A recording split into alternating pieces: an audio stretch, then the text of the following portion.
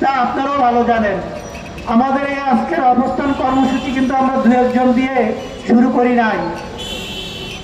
আমরা আপনাদের সুবিধার্থে দেখিয়েছি যে এটা আপনারা আপনাদের ভুল অন্যায় বা আপনাদেরকে যে ভুল বুঝিয়েছে ওই ভারতীয় IMF, যে ভুল বুঝিয়ে আপনাদেরকে এটা বাস্তবায়ন করাতে চাচ্ছে, ওই আপনাদেরকে বুঝাতে চাই আমরা কিন্তু এখানে দু একজন বসি নাই।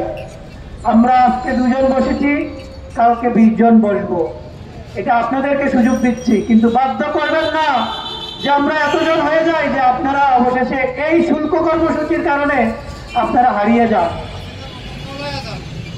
আপনাদেরকে আমরা বারবার বলেছি যে বিজেপি কে বাদ দিয়ে পূর্ব নাম বিডিআর করুন। বিজেপি নামের যে বিদায়ীকে বিডিআর নাম দিয়ে ভাগে পরিণত করুন। আপনারা কিন্তু সেটা আমলে নিচ্ছেন না। শীতকাল মনে করে সেটাকে আমলে নিচ্ছেন না, মনে করছেন কাঁথা দিয়ে ঘুমাচ্ছেন, সে কাঁথার উপর দিয়ে যাবে ঠান্ডা বাতাস। ভুল করছেন।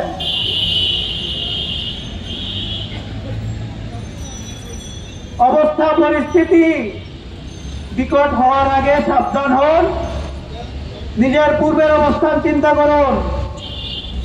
যে জনগণের সেলুট পেতেন, মনে ভালোবাসা নিয়েছিলেন, জায়গা নিয়েছিলেন, সেই জায়গাগুলো হারাবেন না।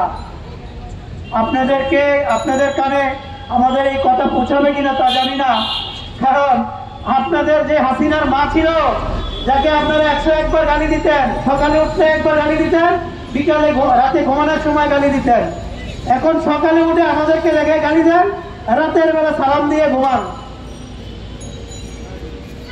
কারণ আপনাদের মনে হয় ওই তুষকের নিচে তুলার বদলে মনে হয় কাগজের কিছু ঢুকে গেছে। সাবধান হন।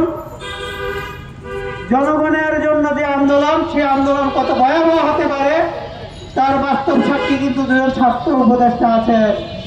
সে দুজন ছাত্র উপদেষ্টাকে বলবো 180 ডিগ্রিতে ঘুরে যারা মাইক ফাটাচ্ছে আপনাদের জন্য, তাদেরকে বিভিন্ন জায়গায় বসানোর জন্য তাদের প্রয়োজনে যে সংস্কার করছেন, সেই সংস্কারে আমাদের উপজাতি ভাইদেরকে নিয়ে কিছু ভাবছেন কিনা।